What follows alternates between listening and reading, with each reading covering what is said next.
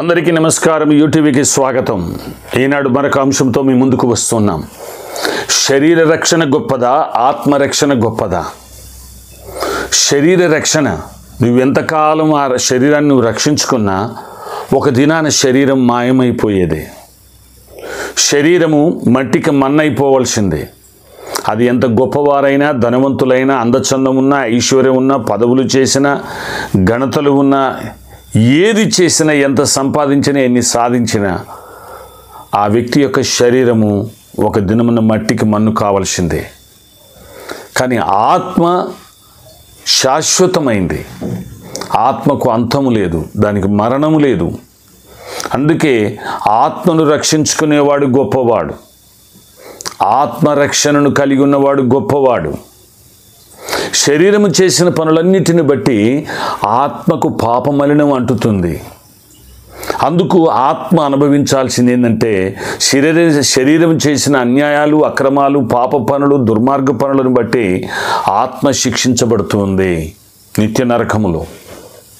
అదే ఆత్మకు అంటుకున్న ఆ పాప పంకిలమును ప్రాయశ్చిత్తం చేసుకుంటే, దాని నుండి విడుదల పొందితే ఆత్మ నిత్యము మోక్షములో యుగయుగాలు నిత్య సుఖములు జీవించగలుగుతూ ఉంది.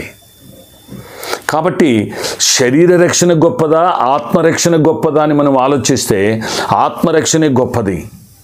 శరీరం నువ్వు ఎన్ని సాధించు, ఎన్ని సంపాదించి పెట్టు, ఏమైనా నువ్వు ఎంత జాగ్రత్తగా ఉండు, నీ శరీర రక్షణ కొరకు బాడీ గార్డులను పెట్టుకుంటూ ఉంటారు, భవనాలను పకడ్బందీగా కట్టించుకుంటూ ఉంటారు, ఎంతో సెక్యూరిటీ ఉంటూ ఉంది. ఎన్ని చేసినా ఒక దినము శరీరం పోవలసిందే.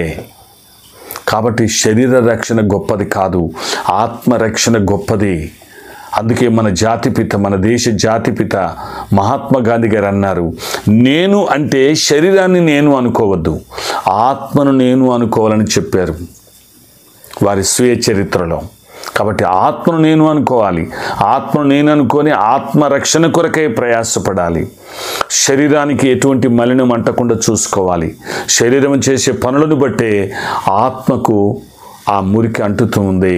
నువ్వు పవిత్రమైన పనులు చేసి ఇతరులకు ఏ హాని చేయకుండా, ఎటువంటి పాప పనులు చేయకుండా నువ్వు జాగ్రత్త పడితే నీ ఆత్మ క్షేమంగా ఉంటుంది, ఆత్మకు పాపం అంటుకోకుండా ఉంటుంది.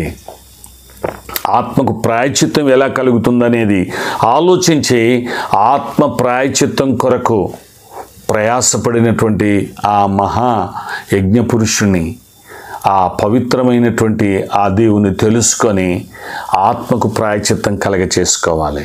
అందుకే తాండ్య బ్రాహ్మణుడు ఉంది, ప్రజాపతిర్దేవేభ్య ఆత్మానం యజ్ఞం కృత్వ ప్రాయశ్చిత్తని.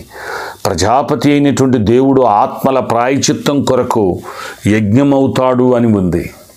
కాబట్టి ఆ యజ్ఞమూర్తి అయిన యేసు ప్రభుని ఆత్మల ప్రాయశ్చిత్తం కొరకు ఆయనను అంగీకరించినట్లయితే, ఆయనను యందు విశ్వాసం ఉంచినట్లయితే ఆత్మరక్షణ కలిగి ఉంటాము అని వేదం చెప్తుంది. కాబట్టి ఆత్మరక్షణ గొప్పది. ఆత్మరక్షణ కొరకు ఆరాటపడాలి, ఆత్మరక్షణ కొరకు ఆతృత పడాలి, ఆత్మరక్షణ కొరకు మనం ప్రయాసపడాలి. శరీర రక్షణ కొరకు నువ్వు ఎంత ప్రయాసపడినా అంత వ్యర్థము. ఎన్ని చదువులు చదివినా, ఎన్ని పదవులు చేసినా, ఎంత ధనమును సంపాదించినా, ఎన్ని పదవులు నువ్వు జయించినా, నువ్వు వాటిని పొందుకున్నా ఈ శరీర రక్షణ వ్యర్థమైనదే. శరీరం ఎన్నాళ్ళున్న మంటికి మన్నైపోవలసిందే. కాబట్టి ఆత్మరక్షణ కొరకు ప్రయాసపడు, ఆత్మను కాపాడుకో. అది నిత్యత్వాన్ని, నిత్య సుఖాన్ని అనుభవిస్తాయి. రక్షణ కొరకు నువ్వు ఎంత పడినా నీ శరీరం కాదు,